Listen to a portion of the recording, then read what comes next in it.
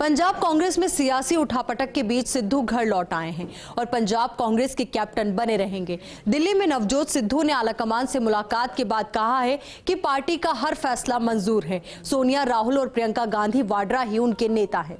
पंजाब कांग्रेस में सत्ता परिवर्तन के बाद भी राजनीतिक संघर्ष जारी है और सुलझाने की कवायद भी की जा रही है। हालांकि एक बार फिर पंजाब को लेकर दिल्ली से मोहाली तक हलचल तेज हो गई है।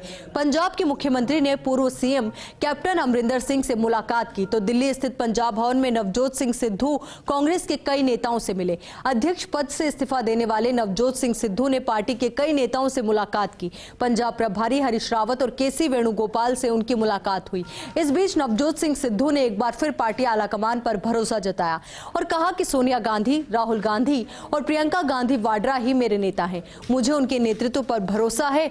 आलाकमान का हर फैसला मंजूर है। उधर हरीश रावत ने कहा कि अब साफ हो गया है कि सिद्धू पंजाब कांग्रेस के अध्यक्ष बने रहेंगे और संगठन को मजबूत करेंगे। सिद्धू ने साफ तौर पर कहा है कि कांग्रेस का अध्यक्ष का फैसला उन्हें मंजूर होगा। निर्देश साफ है कि सिद्धू को पंजाब कांग्रेस अध्यक्ष के रूप में काम करना चाहिए और संगठनात्मक संरचना की स्थापना करनी चाहिए। कल घोषणा की जाएगी। उधर हरीश रावत ने पंजाब के हालात पर कहा कि हम बातचीत के जरिए सभी मुद्दों को सुलझाएंगे। सिद्धू और चन्नी ने सभी मुद्दों पर बात की है और जल्द ही कुछ समाधान निकल जाएगा।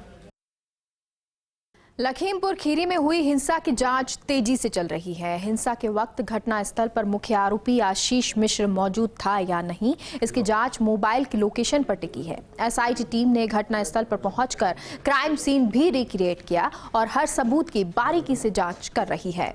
केंद्रीय मंत्री अजय मिश्रा का बेटा आशीष मिश्रा पुलिस रिमांड पर है और पुलिस उससे पूछताछ कर रही है। पूरी जांच में सबसे बड़ा सवाल यही है कि क्या जिस समय पूरी हिंसा हुई और थार गाड़ी ने किसानों को रौंदा, तब क्या आशीष घटनास्थल पर मौजूद था या नहीं। जांच कर रहे अधिकारी इसी के इर्द गिर्द पूरे मामले की जांच कर रहे हैं। जांच आशीष के मोबाइल की लोकेशन पर टिक गई है। जांच कर रही टीम ने मोबाइल टावर का डेटा खंगालने शुरू कर दिए हैं। किसी भी बीटीएस में एक्टिव मोबाइल कहां पर किस दिशा में एक्टिव है, ये आसानी से पता लगाया जा सकता है। वहीं दूसरी तरफ कंसेंट्रेशन ऑफ सिग्नल से पता लगाया जा सकता है कि उस मोबाइल टावर से मोबाइल कितना दूर था। बस इसी जानकारी के मिलने के बाद तय हो जाएगा कि आशीष मिश्रा घटना स्थल के वक्त कहां मौजूद था। अपने दोस्त अंकित दास के साथ घटनास्थल पर था या फिर बलबीरपुर में दंगल के मैदान में था।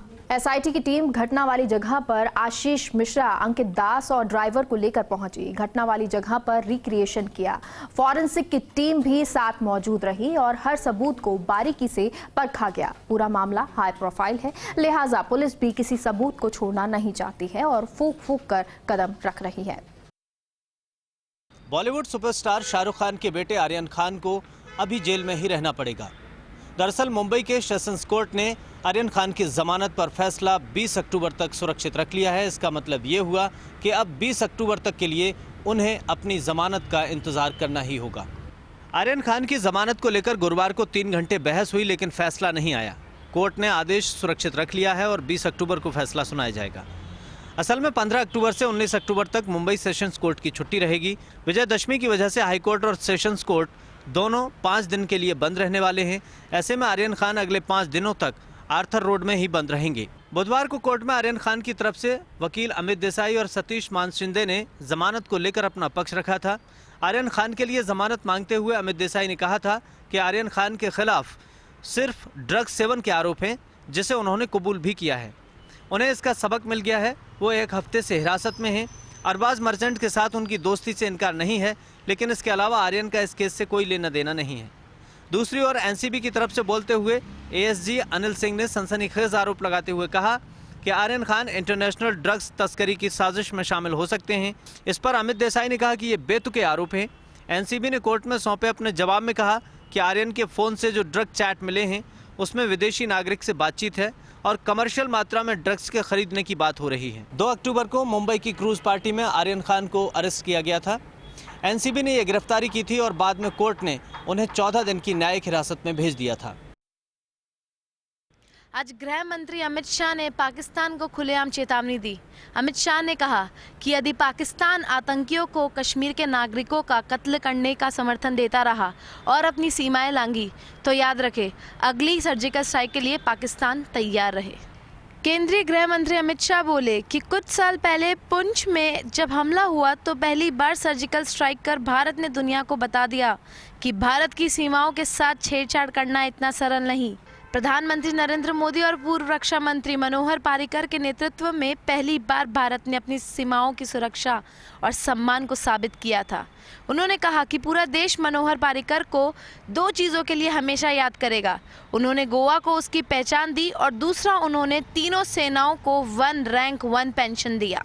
अमित शाह ने कहा कि पीएम मोदी के नेतृत्व में भारत के अप्रोच में बड़ा बदलाव आया है। इससे पहले भी भारत में आतंकी आते थे और उग्रवाद फैलाते थे, लेकिन पुंछ के हमले के बाद भारत ने ये बता दिया है कि भारत की सीमाओं के साथ छेड़खानी करना आसान नहीं है। उत्तराखंड के संस्कृति मंत्री सतपाल महाराज आज पौड़ी पहुंचे, जहां उन्होंने महाकालिंगा मंदिर में मूर्ति स्थापना कार्यक्रम के साथ ही उद्घाटन समारोह में प्रतिभाग किया। इस मौके पर उन्होंने मां से प्रार्थना की कि जल्द से जल्द देश कोरोना से निजात पा सके। बता दें, इस दौरान कार्यक्रम को संबोधित करते हुए संस्कृति मंत्री सतपाल महाराज ने कहा कि उत्तराखंड के लोक कलाकारों को संस्कृति विभाग द्वारा एक पहचान पत्र जारी किया जाएगा। इस पहचान पत्र में कलाकार का आधार नंबर, आय एवं अन्य सभी के विवरण उपलब्ध होंगे। यह पहचान पत्र सभी कलाकारों को हर प्रकार की सुविधाएं दिलाने में बेहद उपयोगी होगा। उन्होंने कहा कि पहचान पत्र के आधार पर संस्कृति विभाग उत्तराखंड द्वारा चयनित कलाकारों का जीवन बीमा, स्वास्थ्य बीमा एवं दुर्घटना बीमा भी कराएगा। उन्होंने यह भी घोषणा की कि संस्कृति विभाग द्वारा निर्माणाधीन प्रेक्षागृहों को सांस्कृतिक केंद्रों के रूप में विकसित किया जाएगा, जिससे खराब मौसम में भी कलाकारों को किसी प्रकार की मुसीबत न आ पड़े। केंद्रीय जल शक्ति मंत्री गजेंद्र सिंह शेखावत की माता मोहन कंवर के निधन होने के बाद लगातार उनके निवास पर पहुंचकर श्रद्धांजलि देने वालों का सिलसिला जारी है। और इसी कड़ी में लोकसभा अध्यक्ष ओम बिरला, केंद्रीय मंत्री भूपेंद्र यादव और अर्जुन मेघवाल के अलावा कई भारतीय जनता पार्टी के नेताओं और कार्यकर्ताओं ने शिरकत कर श्रद्धांजलि दी है। फर्स्ट इंडिया न्यूज के चैनल हेड जगदीश चंद्र भी जोधपुर पहुंचे और गजेंद्र सिंह शेखावत के निवास पर पहुंचकर उन्होंने संवेदनाएं व्यक्त की हैं। जगदीश चंद्र ने उनके पिता शंकर सिंह से संवेदनाएं व्यक्त करने के साथ में कब से वो बीमार चल रही थी उस संबंध में जानकारी भी ली। लगभग 1 घंटे तक लोकसभा अध्यक्ष ओम बिरला, केंद्रीय मंत्री भूपेंद्र यादव और अर्जुन मेघवाल वहां रुके रहे। और जिस तरीके से पूर्व मंत्री राज्यवर्धन सिंह की बात करें, वो भी श्रद्धांजलि देने के लिए पहुंचे हैं। जोधपुर के अलावा जब मारवाड़ की बात करें, राजस्थान के अलग अलग इलाकों की बात करें, वहां से श्रद्धांजलि देने के लिए पहुंचे हैं। और उसके बाद में लोकसभा अध्यक्ष ओम बिरला और केंद्रीय मंत्री भूपेंद्र यादव सर्किट हाउस गए, जहां उन्होंने पत्रकारों से बातचीत भी की, चर्चा भी की। साफ तौर पर बिरला ने एक ही बात कही कि लोकसभा में सांसदों का जो मान मर्यादा है, आचरण है, वो काफी मायने रखता है। लोकतंत्र की रक्षा तभी हो सकती है जनता से जो किए कमिटमेंट है उनको चर्चा करने के बाद में जो विकास के लेजर से डालते हैं और लोकतंत्र उससे मजबूत होता है। उसके साथ ही वन और पर्यावरण के संबंध में तमाम जो नए नवाचार किए जाने को लेकर केंद्रीय मंत्री भूपेंद्र यादव ने पत्रकारों से बातचीत की। उन्होंने देश के प्रधानमंत्री नरेंद्र मोदी का इसलिए आभार भी जताया कि उन्हें मंत्रिमंडल में शामिल करके महत्वपूर्ण जिम्मेदारी सौंपी गई है। राज्यपाल कलराज मिश्र ने कहा है कि मां भगवती की आराधना के प्रतीक पर्व नवरात्रों में जितना महत्व मां की आराधना का होता है, इतना ही खास होता है इन दिनों में कन्या पूजन भी। अपने कोटा प्रवास के दौरान राज्यपाल ने आज कोटा में स्थापित हुई श्रीकुलम पीठ का पीठाधीश्वर माताजी नीति अम्बा के साथ ध्वजारोहण के साथ विधिवत उद्घाटन किया और बाद में मंदिर में कन्या पूजन भी किया। इस दौरान काशी शाही विशेष विद्वान पंडितों ने मंत्रोच्चार के साथ पूजा कराई और माताजी नीति अम्बा ने राज्यपाल का चुनरी उड़ाकर अभिनंदन करने के बाद खुद आरती के साथ ही उनको विशेष पूजा में शामिल कराया। राज्यपाल बाद में यहां से कोटा के कोटा विश्वविद्यालय अतिथि गृह पहुंचे, जहां उन्होंने कोटा के 4 विश्वविद्यालय के कुलपतियों, कोटा विश्वविद्यालय, कोटा खुला विश्वविद्यालय, तकनीकी विश्वविद्यालय और कृषि विश्वविद्यालय कुलपतियों के साथ एक बैठक भी की। बैठक के दौरान राज्यपाल ने खासतौर पर प्रदेश के विश्वविद्यालय के पाठ्यक्रमों को अपडेटेड और रोजगार परक बनाने के लिए कहा। तो वहीं बैठक में कुलपतियों ने भी कुलाधिपति के सामने विश्वविद्यालय में शिक्षकों के खाली पड़े पदों और पदोन्नतियों के अटके मामले भी उठाए। भीलवाड़ा जिले के बिजोलिया थाना क्षेत्र के हाईवे पर आज एक बेकाबू स्कॉर्पियो ने 4 लोगों को अकाल मौत का शिकार बना दिया। जोगण्या माता के दर्शन करने जा रहे एक मुस्लिम परिवार के 4 लोगों की इस स्कॉर्पियो ने कुचलकर मौत के घाट उतार दिया।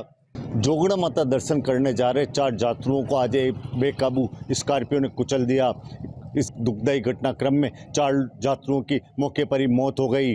बताया जा रहा है कि बिजोलिया थाना क्षेत्र के रहने वाले सभी यात्री मुस्लिम परिवार के थे और जोगड़ा माता के दर्शन करने जा रहे थे। इस बीच नेशनल हाईवे पर एक बेकाबू रफ ड्राइविंग कर स्कॉर्पियो चालक ने इन 4 लोगों को कुचल दिया। बताया जा रहा है कि हादसे में सबीना बानू बेबी व सफीना की मौके पे मौत हो गई, जबकि जो स्कॉर्पियो का चालक है सलीम मोहम्मद, उसकी भी बाद में इलाज के दौरान मौत हो गई। ये सभी लोग बिजोलिया के थे रहने वाले और यात्रा दर्शन करने के लिए जोगड़ा माता जा रहे थे, जबकि स्कॉर्पियो का चालक सलीम झालावाड़ का निवासी है जो कि खनन कार्य करता है। हादसे के बाद में पूरे क्षेत्र में शोक की लहर छा गई। बिजोलिया कस्बे में गमगीन माहौल में बाद में सभी शवों को दफन किया गया। उच्च शिक्षा राज्य मंत्री भंवर सिंह भाटी आज बीकानेर और कोलाय क्षेत्र के दौरे पर रहे। यहां पीबीएम में मदर केयर ट्रस्ट द्वारा जीर्णोद्धार किए गए कार्यों का लोकार्पण किया। इस दौरान कलेक्टर नमित मेहता, कांग्रेस के नेता मदन गोपाल मेघवाल सहित कई गणमान्य लोग मौजूद रहे। मंत्री भाटी ने कहा कि कोरोना में बेहतर काम सरकार ने किया है। बीकानेर के जन जन में जन भावना है और निश्चित तौर पर इस तरह के जो कार्य किए जा रहे हैं वो सराहनीय हैं। तो वहीं जाजू में भी विकास कार्यों का लोकार्पण किया। प्रशासन गांवों के संघ शिविर का भी अवलोकन किया। जिला कलेक्टर नमित मेहता भी साथ रहे। जिला कलेक्टर नमित मेहता ने कहा कि सभी प्रशासनिक अधिकारी इस बात को समझें कि सरकार की मंशा क्या है। प्रशासन गांवों के संग शिविर में लोगों के काम हो। 22 विभाग के जो अधिकारी हैं उनके कंधों पर इसकी जिम्मेदारी है। भंवर सिंह भाटी ने भी इस दौरान शिविर का अवलोकन किया, ग्रामीणों से बातचीत कर उनकी समस्याएं भी जानी और कुछ एक मामलों में काम के निर्देश भी दिए।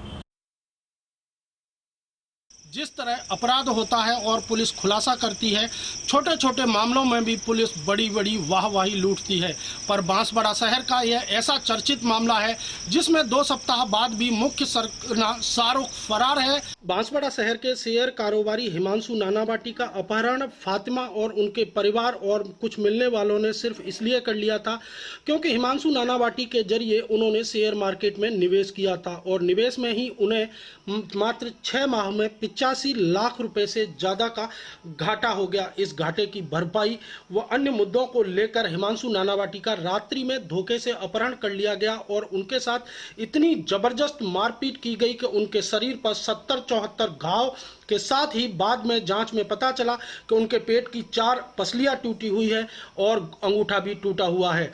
अभी भी वे बेड पर हैं और पुलिस के हाथ खाली हैं। पुलिस ने तत्कालीन उसी समय कार्रवाई करते हुए 1 महिला और 3 आरोपियों को गिरफ्तार किया था। मामले में कुल 9 आरोपियों की पहचान हुई, जिसमें से 5 अभी भी फरार हैं, जिसमें मुख्य आरोपी शाहरुख है। शाहरुख बांसवाड़ा में एक राजनीतिक दल से जुड़ा हुआ है। शेयर कारोबारी हिमांशु नानावाटी के अपहरण के मामले को 2 सप्ताह बीत चुके हैं, बावजूद इसके मुख्य सरगना पुलिस की पकड़ से दूर है। यह बड़ी खबर इसलिए भी है क्योंकि जब हिमांशु नानावाटी को मुक्त कराया गया या वे मुक्त किए गए उस समय उनके शरीर पर 74 घाव थे और 5 जगह उनकी हड्डियां टूटी हुई थी। इतने गंभीर मामले के बावजूद पुलिस के हाथ खाली होना बड़ी बात है। ऐसा इसलिए भी है क्योंकि जो मुख्य आरोपी है उस पर एक पूर्व मंत्री का वरद हस्त्र है।